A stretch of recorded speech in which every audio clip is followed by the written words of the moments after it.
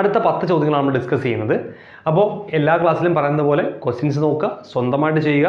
Total നിങ്ങൾക്ക് 10ന് എത്ര mark കിട്ടിയെന്ന് കമൻറ്റ് ചെയ്യുക. നിങ്ങൾക്ക് ഡിഫിക്കൽട്ടായിട്ട് തോന്നിയ ചോദ്യങ്ങൾ ഏതാണെന്ന് കൂടി ഒന്ന് മെൻഷൻ ചെയ്യുക.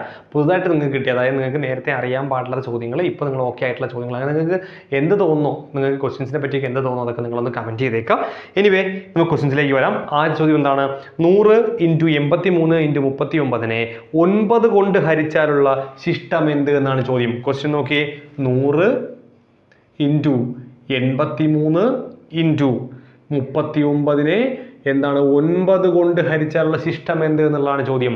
നമുക്കിതൊരു വലിയ സംഖ്യ ആയിരിക്കും. മുകളിൽ നമ്മൾ ഇതെല്ലാം കൂടെ ഗുണിച്ച് നോക്കിയാൽ നമുക്ക് കിട്ടുന്ന ഒരു വലിയ സംഖ്യ. അതിനെ 9 കൊണ്ട് ഹരിച്ച് നോക്കി ശിഷ്ടം കണ്ടുപിടിക്കണം. അപ്പോൾ അതിനേക്കാൾ എളുപ്പം നമുക്കൊന്ന് പറയാൻ പറ്റുന്ന മെത്തേഡ് എന്ന് പറയുന്നത് നോക്കിയേ, ഓരോ സംഖ്യയായിട്ട് എടുക്കാം. 100നെ 9 കൊണ്ട് ഹരിക്കുമ്പോൾ ശിഷ്ടം എത്രയും നോക്കാം. ഒന്ന് ആലോചിച്ച് നോക്കിയേ. 100നെ 9 കൊണ്ട് ഹരിക്കുമ്പോൾ എന്താ വരുന്നത്? 10 9 90, 11 9 99. അപ്പോൾ 11 9 99 ശിഷ്ടം എത്രയാണ് അവിടെ വരുന്നത്? 1 ആണ്. ശരിയല്ലേ? 83 ആണെങ്കിലോ 9 9 81, ബാലൻസ് 83ലേക്ക് 2 ഉണ്ട്. 39 ആണെങ്കിലോ 3 9 4 9 36 എന്ന് വരും. 36 39ലേക്ക് പോകാൻ ശിഷ്ടം 3. അപ്പോൾ ഈ ശിഷ്ടങ്ങളെല്ലാം കൂടി ഒന്ന് ഗുണിച്ചേ എന്ത് വരും? 2 × 1 2, 2 × 3 6 എന്ന് കിട്ടും. അങ്ങനെയാണെങ്കിൽ ഈ 6 ആയിരിക്കും എന്തെന്ന് പറയുന്നത് 9 കൊണ്ട് ഈ സംഖ്യയിലെ ഹരിച്ചാലുള്ള ശിഷ്ടം എന്ന് പറയുന്നത്. അപ്പോൾ ശിഷ്ടം എന്താണ്? ശിഷ്ടം എന്ന് പറയുന്നത് 6 ആയിരിക്കും. ഓക്കെ അല്ലേ? ഇനി ഒരു കാര്യം കൂടെ ഞാൻ പറഞ്ഞുതരാം. നിങ്ങളിതെല്ലാം കൂടി ഗുണിക്കുമ്പോൾ നിങ്ങൾക്ക് കിട്ടിയത് 19 ആണെന്നിരിക്കട്ടെ. സോറി, അങ്ങനെ സംഖ്യ കിട്ടില്ല അല്ലേ? നിങ്ങളെല്ലാം കൂടി ഗുണിച്ചപ്പോൾ നിങ്ങൾക്ക് കിട്ടിയത് 21 ആണെന്നിരിക്കട്ടെ. ഇതെല്ലാം കൂടി ഗുണിച്ചപ്പോൾ നിങ്ങൾക്ക് കിട്ടിയ 6 അല്ല, പകരം 21 ആണെന്നിരിക്കട്ടെ. എങ്കിൽ എന്തായിരിക്കും ശിഷ്ടം? എങ്ങനെ കണ്ടുപിടിക്കും നമ്മൾ? എങ്കിൽ നമ്മൾ കണ്ടുപിടിക്കേണ്ടത് 21നെ 9 കൊണ്ട് ഹരിച്ച് നോക്കുക. എത്ര കിട്ടും? 2 9 18, ബാലൻസ് 3. ഇതായിരിക്കും ശിഷ്ടം. ക്ലിയർ ആയല്ലോ? ഇവിടെ 9നേക്കാൾ ചെറിയൊരു സംഖ്യ ആയതുകൊണ്ടാണ് നമ്മൾ അതിനെ തന്നെ ശിഷ്ടമായിട്ട് കൺസിഡർ ചെയ്തത്. ഓക്കെ അല്ലേ? എളുപ്പമല്ലേ? 6 എന്നൊരു ഓപ്ഷൻ ഉണ്ട്, എ ആണ് ഓപ്ഷൻ. ഇനി അടുത്തത് എന്താണ്? അടുത്ത് നോക്കിയേ. 6 210 റിലേറ്റ് ചെയ്തിരിക്കുന്നു. എങ്കിൽ ചോദ്യം എന്താണ്? 10 ഏതുമായിട്ട് റിലേറ്റ് ചെയ്തിരിക്കുന്നതാണ് ചോദ്യം. ഇത് നമ്മൾ ഒരുപാട്, ഞാൻ എപ്പോഴും പറയുന്ന പോലെ ഒരുപാട് ഇങ്ങനെയുള്ള ചോദ്യങ്ങൾ ചെയ്താൽ മാത്രമേ നമുക്കൊരു ഐഡിയ കിട്ടുള്ളൂ. നോക്കിയേ, നമുക്ക് നോക്കാം. ഇത് 6ന്റെ ക്യൂബ് -6 ആണ്. നോക്കി, 6ന്റെ ക്യൂബ് എത്രയാ? 216 ആണ്. 216 - 6 ആണ് 210. അപ്പോൾ 6ന്റെ ക്യൂബ് -6 ആണ് ആൻസർ. എങ്കിൽ ഇവിടെ എന്തായിരിക്കും? 10ന്റെ ക്യൂബ് -10 ആയിരിക്കും. അങ്ങനെ ഓപ്ഷൻ ഉണ്ട്. നോക്കി, 1000 - 10. ശരിയല്ലേ? 990 എന്നൊരു ഓപ്ഷൻ ഉണ്ട്. നോക്കി, 990 എന്നൊരു ഓപ്ഷൻ അതിനകത്തുണ്ട്. ഏതാണ് ആൻസർ? ബി ആണല്ലേ. സോ ബി ആണ് ഇതിൻ്റെ ആൻസർ, 990. കോൺസെപ്റ്റ് പിടി കിട്ടിയല്ലോ? എളുപ്പമല്ലേ? അടുത്തൊരു ചോദ്യം ഡയറക്റ്റ് ചോദ്യമാണ്. എന്താണ്? ശരാശരി എത്ര എന്നുള്ളതാണ്. ശരാശരിയുടെ ചോദ്യമാണ്. എല്ലാം കൂടെ കൂട്ടിയിട്ട് 30 കൊണ്ട് ഹരിക്കുന്ന ആ ഒരു മെത്തേഡ്. ശരാശരി അല്ല, 30 കൊണ്ട് ഹരിക്കും. സോറി, ശരാശരി അല്ല, സംഖ്യകളാണ് കൂട്ടിയിട്ട് 30 കൊണ്ട് ഹരിക്കുകയാണ്. അപ്പോൾ നമുക്ക് ആ സംഖ്യകളൊന്ന് കൂട്ടി നോക്കാം. സംഖ്യകൾ കാണാമല്ലോ. എന്തൊക്കെയാണ്? 57 then plus 61 plus 65 plus 39, sorry 69 plus 73 plus 77. ശരിയല്ലേ? 4 വീതം കൂട്ടിപ്പോകുന്ന സംഖ്യകളാണ്. ബൈ 30 എന്നാണ് നടക്കുന്നത് അല്ലേ? ബൈ 30. ഡയറക്റ്റ് ചോദ്യം ഒന്നുമില്ല. 57, ഇത് വേണമെങ്കിൽ ഇത് സമാന്തര ശ്രേണിയുടെ തുകയാണ്. 57 ആദ്യ പദം, അവസാനത്തെ പദം 77 ആണ്. പദങ്ങളുടെ എണ്ണം 1 2 3 4 5 6. എങ്ങനെ വേണോ ചെയ്യാം കേട്ടോ. നമുക്ക് വേണമെങ്കിൽ അങ്ങനെയും ചെയ്യാം. അല്ലെങ്കിൽ ഡയറക്റ്റായിട്ട് എല്ലാം വാരി പറക്കിയിട്ട് കൂട്ടാം. അതല്ലെങ്കിൽ ഒരു സമാന്തര ശ്രേണിയാണ്. കാര്യം ആദ്യ പദം 57, പൊതുവ്യത്യാസം 4 ആണ്, അവസാന പദം 77 ആണ്. ആകെ എന്താണ് 6 പദങ്ങളുണ്ട്. സോ അങ്ങനെയാണെങ്കിൽ അതൊക്കെ ചെയ്യാം. എങ്ങനെയാണ് അങ്ങനെ ചെയ്യുന്നത്? എങ്ങനെ ചെയ്യാം? നമ്മൾ 50 അല്ലേ? പദങ്ങളുടെ എണ്ണം എത്രയാ? ഈ ഇക്വേഷൻ ഇതാണ്. n/2 ഇൻറ്റു ആദ്യ പദം പ്ലസ് അന്ത്യപദം ബൈ എന്താണ് 30 ഇവിടെ ഉണ്ടല്ലേ? ഇങ്ങനെയും ചെയ്യാം കേട്ടോ. അതൊരു ഐഡിയ ആണ്. എത്രയാണ്? എന്ന് പറഞ്ഞാൽ പദങ്ങളുടെ എണ്ണം 6 ആണല്ലേ? സോ 6/2 ഇൻറ്റു, അപ്പോൾ നമുക്ക് 6 ഒറ്റ സ്റ്റെപ്പിൽ അങ്ങനെ എഴുതാം. 3 എന്ന് എഴുതാം അല്ലേ? 3 ഇൻറ്റു ആദ്യ പദം പ്ലസ് അന്ത്യപദം. ആദ്യ പദം 57, അവസാന പദം 77. സോ 57 പ്ലസ് 77, ആദ്യ പദം പ്ലസ് അവസാന പദം. 57 പ്ലസ് 77, 70 9 120, 134 ബൈ എത്രയാണ്? 30 അല്ലേ? നോക്കി, ഇത് 10 കൊണ്ട് വെട്ടാം. സോ 134/10 13.4. ഇതാണ് ഇതിൻ്റെ ആൻസർ എന്ന് പറയുന്നത്. ഓപ്ഷൻ ഉണ്ടെന്ന് നോക്കിയേ. ഓപ്ഷനിൽ 13.4 എ ആണ് ഓപ്ഷൻ. സോ ആൻസർ ഉണ്ട്. അങ്ങനെയും ചെയ്യാം. ഇതിൻ്റെ ഒന്നും ആവശ്യമില്ല. ഇതെല്ലാം കൂടെ കൂട്ടിയിട്ട് 30 കൊണ്ട് ഹരിച്ചാലും മതി. ഓക്കെ, അപ്പോൾ ഇതൊരു ഐഡിയ ആണ് കേട്ടോ. ഓക്കെ, നോക്കിയേ, ഒറ്റയാനെ കണ്ടെത്തുക.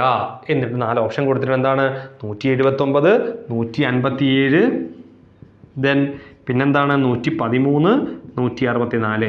സിംപ്ലി പറയാൻ പറ്റും ഈ 3 സാധനങ്ങൾ മിക്കവാറും എല്ലാ ഒറ്റയാനിലും എന്തായിരിക്കും, അഭാജ്യം ഭാജ്യമായിരിക്കും കോൺസെപ്റ്റ്, അല്ലെങ്കിൽ പൂർണ്ണവർഗ്ഗങ്ങളായിരിക്കും കോൺസെപ്റ്റ്. അപ്പോൾ ഇതെല്ലാം അഭാജ്യസംഖ്യ, ഇത് മാത്രം ഭാജ്യസംഖ്യ, കാര്യം ഇരട്ട സംഖ്യയാണല്ലേ, ഭാജ്യസംഖ്യയാണ്. അപ്പോൾ ഇത് ഭാജ്യസംഖ്യ, ഒറ്റയാൻ ആരാണ് 164 ഒറ്റയാൻ എന്ന് പറയുന്നത്. എളുപ്പമാണ്. അടുത്തൊരു സംഖ്യ നോക്കി, ശ്രേണിയാണ് കൊടുത്തിരിക്കുന്നത്. -2, 1, 6, 13. അടുത്ത എന്താണ്, ഇത് സിമ്പിളാണ്.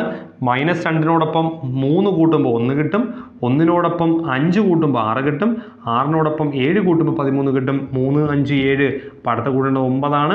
13 + 9 22 എന്ന് കിട്ടും. ഓപ്ഷൻ ഉണ്ടോ നോക്കി, 22. ഓപ്ഷൻ 22A ആണ് ഓപ്ഷൻ. ചുമ്മാ കിട്ടും അല്ലേ, എളുപ്പമുള്ള ചോദ്യമായി, വളരെ സിമ്പിൾ ചോദ്യമായിപ്പോയി അല്ലേ. ഓക്കെ, അടുത്തൊരു ചോദ്യം നോക്കാം. 8/125 എന്നുള്ള സംഖ്യയ്ക്ക് തുല്യമായത് എന്നുള്ള ദശാംശ സംഖ്യയാണ് കൊടുത്തിരിക്കുന്നത്. അപ്പോൾ ഞാൻ എന്ത് ചെയ്യുന്നറിയാവോ, ഞാൻ ഇതൊരു കോൺസെപ്റ്റാണ്, ഒരു SCRT ബേസ്ഡ് ലെവലിലുള്ള ഒരു കോൺസെപ്റ്റാണ്. ഞാൻ മുകളിലും താഴെയും 8 കൊണ്ടങ്ങ് മൾട്ടിപ്ലൈ ആണ്. അപ്പോൾ താഴെ ആദ്യം 8 കൊണ്ട് മൾട്ടിപ്ലൈ എന്തിനാണെന്ന് നിങ്ങൾക്ക് മനസ്സിലാവും. മുകളിലപ്പോൾ എത്ര വരും, 64 എന്ന് വരും, താഴെ 1000 എന്നും വരും. കണ്ടോ, ഇപ്പം നിങ്ങൾ മനസ്സിലാക്കണം എന്തിനാണ് ഞാൻ 8 കൊണ്ട് ഗുണിച്ചതെന്ന കാര്യം. താഴെ ഛേദം എന്ന് പറയുന്നത് 10ന്റെ 100 അല്ലെങ്കിൽ 10ന്റെ ഗുണിതങ്ങൾ, 10ന്റെ ഗുണിതങ്ങളല്ല 10ന്റെ പവറുകളാക്കി മാറ്റിയാൽ, അതായത് 10, 100, 1000, 10000 അങ്ങനെ ആക്കി മാറ്റിയാൽ ചെയ്യാൻ എളുപ്പമായിരിക്കും. നോക്കി, എന്താ എളുപ്പവഴി, 64/1000 നമ്മൾ എന്ത് ചെയ്യും, 64 നമ്മൾ എഴുതും. എത്ര പൂജ്യങ്ങളുണ്ട്, 3 പൂജ്യങ്ങളുണ്ട്. നമ്മൾ എന്ത് ചെയ്യും, നമ്മൾ 3 സ്ഥാനമായിട്ട് ദശാംശം കൊടുക്കും. 1, 2, ഒരു സ്ഥാനം കൊടുക്കുന്നു, ദശാംശം 0.064 നമ്മൾ ആൻസർ എഴുതും. അപ്പോൾ ഇങ്ങനെയുള്ള ചോദ്യങ്ങൾ വന്നാൽ നമുക്ക് എന്ത് ചെയ്യണം, 10ലേക്കോ 100ലേക്കോ 1000ലേക്കോ മാറ്റണം. 125 ഒരിക്കലും നമുക്ക് 10ലേക്ക് മാറ്റാൻ പറ്റില്ല, 100ലേക്കും പറ്റില്ല. അപ്പോൾ പിന്നെ ഉള്ളത് 1000 ആണ്. എക്സാമ്പിളാണ് ഞാൻ 8 കൊണ്ട് ഗുണിച്ച് അങ്ങനെ മാറ്റിയത്. ഓക്കെ അല്ലേ. സോ അങ്ങനെ എളുപ്പത്തിൽ ചെയ്യാൻ പറ്റും. അടുത്തത് ബോട്ട് മാസുമായി ബന്ധപ്പെട്ട ചോദ്യമാണ്. 3 × 25, ദെൻ -32 /4, ദെൻ +10 -18. ഏത് ചെയ്യും ആദ്യം ഹരണം ചെയ്യും. 32 /4 8 ആയിട്ട് മാറും, ശരിയല്ലേ. 3 × 25 75 ആയിട്ട് മാറും. അപ്പോൾ ഇനി ബാക്കി ഏതൊക്കെ നോക്കി, 75 - 8. ഇനി പ്ലസും മൈനസും വന്നാൽ എങ്ങനെയും ചെയ്യാം, നമ്മൾ പറഞ്ഞതാണ്, എവിടെ നിന്ന് ചെയ്താലും തെറ്റൊന്നുമില്ല, പക്ഷേ സൈനൊക്കെ കറക്റ്റ് ആയിരിക്കണം. ഓക്കെ, 75 - 8 അല്ലേ. സോ നമുക്ക് എത്ര കിട്ടും, 67 എന്ന് കിട്ടും അല്ലേ. 75 - 8 67, 67ഉം 10ഉം 77, 77 - 18, 77ൽ നിന്നും 10 കുറച്ചാൽ 67, 67ൽ നിന്നും 8 കൂടി കുറച്ചാൽ നമുക്ക് 59 എന്ന് കിട്ടും. അപ്പോൾ 59, ഞാൻ എൻ്റെ കാൽക്കുലേഷൻ എന്തെങ്കിലും മിസ്റ്റേക്ക് വന്നോ നോക്കുക. 59 ഓപ്ഷൻ ഉണ്ട്, 51 ഓപ്ഷൻ ഉണ്ട്. അപ്പോൾ നോക്കിക്കോണം കേട്ടോ, ഞാൻ പെട്ടെന്ന് മൈനസ് ചെയ്ത് പോയപ്പോൾ എന്തെങ്കിലും തെറ്റുണ്ടോ എന്ന് നോക്കുക. 75ഉം 10 85, 85 - 26 ശരിയാണ്. എന്തെങ്കിലും മിസ്റ്റേക്ക് ഉണ്ടെന്ന് നോക്കിക്കോളാം കേട്ടോ. അപ്പോൾ 59 ആണ് എനിക്ക് കിട്ടിയ ആൻസർ. അതാകാനാണ് ചാൻസ് എന്ന് തോന്നുന്നു, തെറ്റുണ്ടെങ്കിൽ പറയാം. എന്താണ്, 225 മീറ്റർ നീളമുള്ള ഒരു തീവണ്ടി മണിക്കൂറിൽ 54 കിലോമീറ്റർ വേഗത്തിൽ സഞ്ചരിക്കുമ്പോൾ പാതവക്കിലെ ഒരു പോസ്റ്റിനെ തരണം ചെയ്യാൻ എത്ര സമയമെടുക്കും? പോസ്റ്റാണ്, നീളമില്ലാത്തൊരു വസ്തുവാണ് അല്ലേ. പാലം, പിന്നെ അതുപോലെ തന്നെ ടണല്, ദെൻ അങ്ങനെയുള്ള മറ്റൊരു ട്രെയിൻ, ഇങ്ങനെയുള്ള നീളമുള്ള വസ്തുവിനെ സഞ്ചരിക്കുകയാണെങ്കിൽ പാസ് ചെയ്ത് പോകാൻ എടുക്കുന്ന സമയം, അതുപോലെ ക്വസ്റ്റ്യൻ ഉണ്ട്. അതുപോലെ പോസ്റ്റ്, മരം, ഒരു മയിൽക്കുറ്റി, ഒരാള്, ഇതിനെയൊക്കെ മറികടന്ന് നമുക്ക് ക്വസ്റ്റ്യൻ ഉണ്ട്. അപ്പോൾ ഇങ്ങനെ രണ്ടാമത് പറഞ്ഞ കേസസ്, അതായത് മയിൽക്കുറ്റി, ആള്, പോസ്റ്റ്, മരം, ഇതൊക്കെ നീളമില്ലാത്ത വസ്തുക്കളാണ്. അപ്പോൾ അതിനെ മറികടന്ന് പോകാനായിട്ട് ട്രെയിൻ സഞ്ചരിക്കേണ്ട ദൂരം എന്ന് പറയുന്നത് ട്രെയിനിൻ്റെ തന്നെ നീളത്തിന് തുല്യമായിരിക്കും. അപ്പോൾ ഇവിടെ എന്താ പറയുന്നത്, ട്രെയിനിൻ്റെ നീളം എന്താണ്, 225 മീറ്റർ ആണ്. അപ്പോൾ ട്രെയിൻ സഞ്ചരിക്കേണ്ട ഡിസ്റ്റൻസ് എന്ന് പറയുന്നത് 225 മീറ്റർ തന്നെയാണ്. ഇനി എന്താണ്, 54 കിലോമീറ്റർ പെർ വേഗം, 54 കിലോമീറ്റർ വേഗത്തിലാണ് പറയുന്നത്. സോ സ്പീഡ് എന്ന് പറയുന്നത് 54 km/h ആണ്. ഇൻറ്റു 5/18 ചെയ്യണം, കാര്യം മീറ്ററിലാണ് ക്വസ്റ്റ്യൻ. സോ കട്ട് ചെയ്യുന്നു, 3:15 സെക്കൻഡ് അല്ലേ. എങ്കിൽ ടൈം കണ്ടുപിടിക്കാൻ പാടില്ലേ. ടൈം എന്ന് പറയുന്നത് എന്താണ്, ടൈം എന്ന് പറയുന്നത് ഡിസ്റ്റൻസ് ബൈ സ്പീഡ്, അതായത് 225/15 കട്ട് ചെയ്യുമ്പോൾ ആൻസർ 15 എന്ന് വരും, ശരിയല്ലേ. സോ 15 സെക്കൻഡ് കത്തിയില്ലേ. സോ അതാണ് ആൻസർ എന്ന് പറയുന്നത്. 15 സെക്കൻഡ് ഓപ്ഷൻ ഡി ആണ് ആൻസർ എന്ന് പറയുന്നത്. അപ്പോൾ ഇത്രയും ക്വസ്റ്റ്യൻസ് ഓക്കെ ആണെന്ന് വിചാരിക്കുന്നു. കുറച്ചധികം സിമ്പിളായിപ്പോയ ചോദ്യമായും തോന്നുന്നു അല്ലേ. എനിവേ നമുക്ക് ബാക്കിയുള്ള ക്വസ്റ്റ്യൻസ് നോക്കാം. ഒരു ക്ലാസ്സിലെ 11 കുട്ടികളുടെ ശരാശരി ഭാരം 43 കിലോഗ്രാം ആണ്. 40 കിലോഗ്രാം ഭാരമുള്ള ഒരു കുട്ടി കൂടി ഇതിലേക്ക് ചേർന്നാൽ ശരാശരി ഭാരം എന്താണ് ചോദ്യം. നോക്കാം. അപ്പോൾ 11 കുട്ടികളുടെ ശരാശരി ഭാരം, 11 കുട്ടികളുടെ ശരാശരി ഭാരം 43 കിലോഗ്രാം ആണ്. അപ്പോൾ 43 പേരുടെ തുക എന്തായിരിക്കും? 11 പേരുടെ തുക എന്തായിരിക്കും? 43 × 11, അതായത് 430 + 43, അങ്ങനെയല്ലേ? 473 ആയിരിക്കും ഇതെന്ന് പറയുന്നത് ഇതിൻ്റെ തുക, 11 പേരുടെ തുക എന്ന് പറയുന്നത്, ശരിയല്ലേ? അപ്പോൾ ഇതിനോടൊപ്പം എന്ത് വരുന്നു? 40 കിലോഗ്രാം ഭാരമുള്ള ഒരു കുട്ടി കൂടി വരുന്നു. അപ്പോൾ ഇതാണ് ഇപ്പോൾ ഉള്ള തുക എന്ന് പറയുന്നത്. 40 കിലോ ഉള്ള കുട്ടിയോട് വരുമ്പോൾ എന്താവും? 3, 11, 513 കിലോഗ്രാം ആണ് ഇപ്പോൾ ഉള്ള ആകെ കുട്ടികളുടെ ഭാരം. നേരത്തെ 11 കുട്ടികൾ ഉണ്ടായിരുന്നു, ഇപ്പൊ എന്ത് ചെയ്തു? ഒരു കുട്ടി കൂടി വന്നു. ഒരു കുട്ടി കൂടി വരുമ്പോൾ ആകെ കുട്ടികളുടെ എണ്ണം 12 ആയി. അപ്പോൾ 12 കുട്ടികളുടെ ആകെ ഭാരം 513. 513/12, ശരിയല്ലേ? നോക്കാം. 4, 12, 48. 4 തുടങ്ങുന്ന എല്ലാം 4 ഓപ്ഷൻ അല്ലേ? അത് ബാക്കിയും ചെയ്തേ പറ്റുള്ളൂ. 4, 12, 48. 33 2, 13, 12, 24 അല്ലേ? 33 ബാക്കി 9 അല്ലേ? 90 7, 12, 84 അല്ലേ? 42.7. അങ്ങനെ ഓപ്ഷൻ നോക്കിയേ. 42.7 ഓപ്ഷൻ ഉണ്ട്. 42.75 ഉണ്ട്. നമുക്ക് അതിനെ ചൂസ് ചെയ്യാൻ അങ്ങോട്ട് ചെയ്യേണ്ട. ആൻസർ എന്ന് പറയുന്നത് എ ആണ്, 42.75 എന്നുള്ളതാണ്. ഓക്കെ, അടുത്ത ക്വസ്റ്റ്യനിലേക്ക് വരാം. എന്താണ്? 1/2 പ്ലസ് 3/16 പ്ലസ് 5/64 എങ്ങനെ ചെയ്യുന്നതാണ് ഏറ്റവും ബെറ്റർ? ഛേദങ്ങൾ ഒരുപോലെ ആക്കുക എന്നുള്ളതാണ്. 2നെ 64 ആക്കാൻ 32 കൊണ്ട് ഗുണിക്കും, മുകളിൽ 32 കൊണ്ട് ഗുണിക്കും.